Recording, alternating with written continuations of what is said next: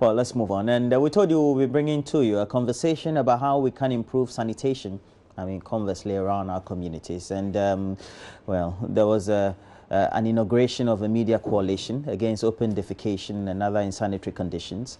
And, well, Maxwell Agbagba will be joining us from La Kaklamadu, where 4 years ago JoyNews for 1 year and began a campaign to reignite and refine the minds of many residents to change from open defecation along the seashores and other communities that are along open drains in the capital. But look, let's speak to somebody who is an expert, that's water and sanitation specialist and a member of CONIWAS, to begin a conversation with us before we get on to the streams with Maxwell. And Patrick Apoya is here with me. Mr. Apoya, good morning. Thank you. Can I call you Patrick? Yes, that's fine. You know, I grew up in Ashaiman, so I'm very conversant. And throughout my career, I've been able to work constantly to improve the whole mindset, behavioral change that is needed towards improving the water and sanitation needs of our communities. But with the organization you work with, and for all the things that you've done, what do you think constantly is the main reason why we tend to have the problem festering across the country, so to speak?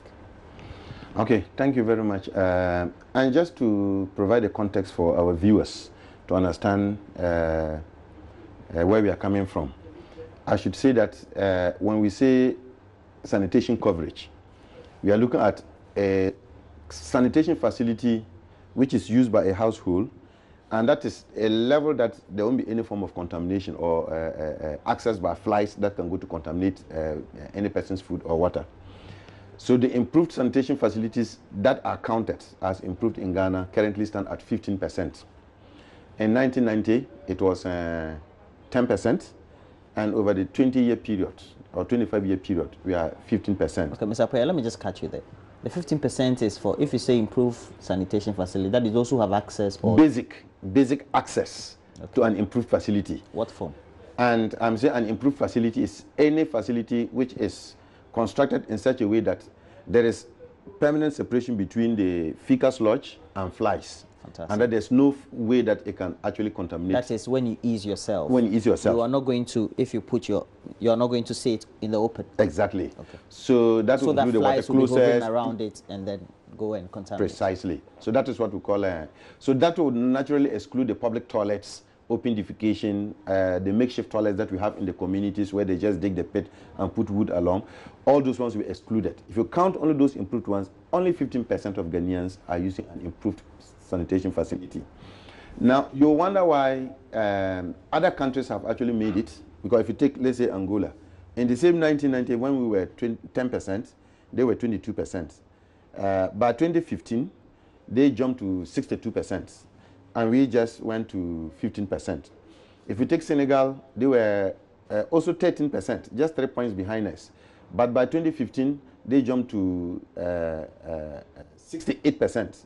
If you take Gambia, they were 0% in 1990, when Ghana was 10% already ahead.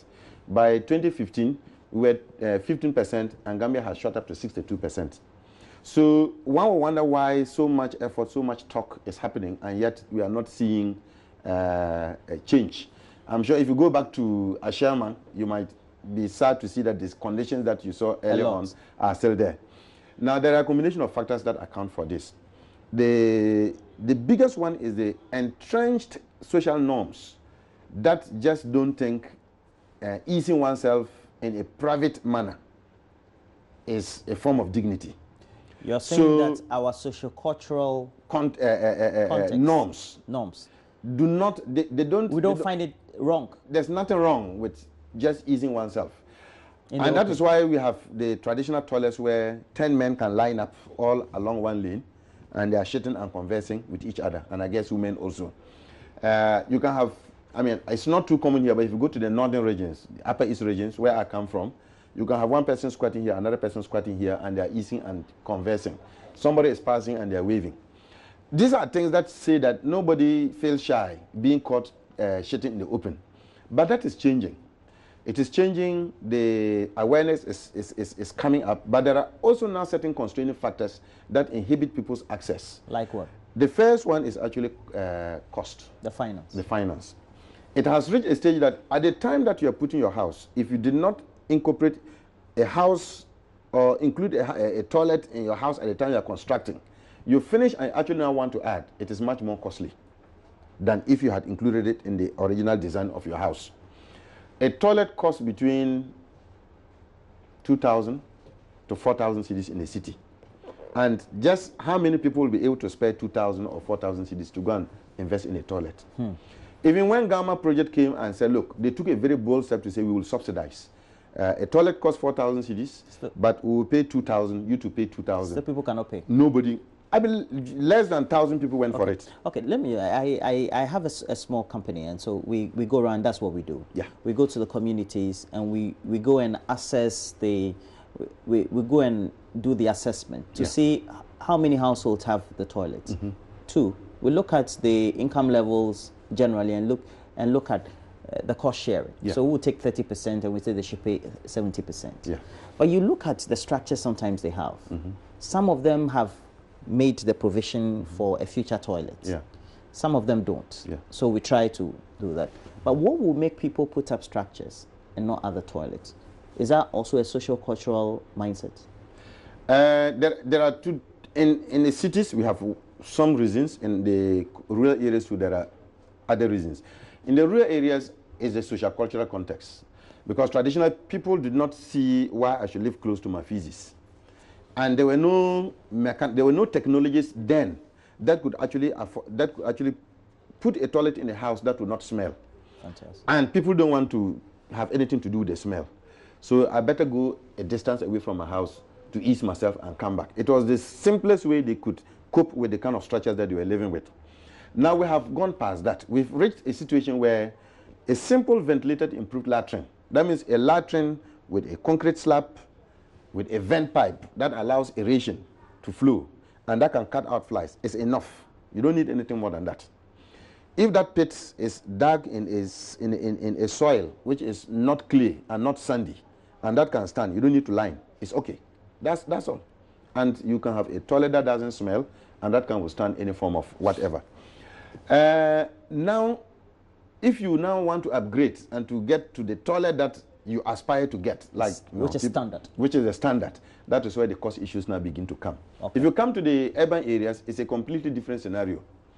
In the urban areas, initially in planning, people made provision for a toilet, even in compound houses. So the landlord will say, this is my toilet. Then the rest of the tenants, this is your key, this is your toilet. But the pressure of housing and the pressure of accommodation and the increased demand has crowded out the toilets. The provision. So combined with the fact that they were stuck with continuing to manage them because they were pit latrines, and now for the fact that a lot more people are chasing rooms for accommodation, households find it necessary to actually convert even existing toilets to rooms that they could rent out. In some cases, if I'm doing a new house, I want to maximize my space. And look at the kind of tenancy types that we have. Even before you finish, somebody has taken it. Now, I know that there was an inauguration of the coalition. And what you're having with the media coalition, what is it about? But the first one I mentioned was the mindsets, the social contract context. Unless there is a sustained, consistent effort to communicate, to message, and to educate people about where we find ourselves and why people should change the way they live now, there's no way we can win this battle. You can pump in form of money. So there needs to be a kind of a comprehensive behavioral change communication. And there's no way, I mean, the sector made mistakes in the past. They thought NGOs could do it alone. They thought the development partners with lots of dollars. So how do we go about it? Is that the new strategy? The new strategy is actually to bring on board all forms of media. Because even a media, just one word coming from this station or another station or a newspaper is far more credible than an NGO going to mobilize a community to talk to them for a whole day. That's the difference. So if, even just like what we are doing, if there's a way that every media house will be able to dedicate even 1 minute of time every month to perpetuate that message, I think we'll make a bigger impact. But the thing is that we're also working with some constraints. Yeah. Sometimes you need funding to go around, to go and gather the news and tell the stories to influence the mind. Yeah. So funding is not a problem at all in the water sector or in the water sector. Okay. It's just people are confused about what do you want to do with the money. Donors say, look, bring proposals, bring new ideas. How can we tackle the sanitation problem? They don't want the same old things that you do. I'm going to tell people, I will talk to people. They just want new things that can reach people at scale. And that is where we have never had. If the media houses come together right now and put in good proposals, it won't take even 2 months. What about to like, get good let's funding. say agencies like mine that I do on the side?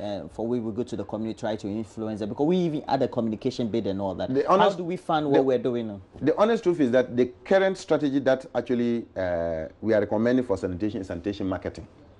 And in sanitation marketing, there's a lot of promotion in it. People believe that just going to build toilets for people for free is not going to make it.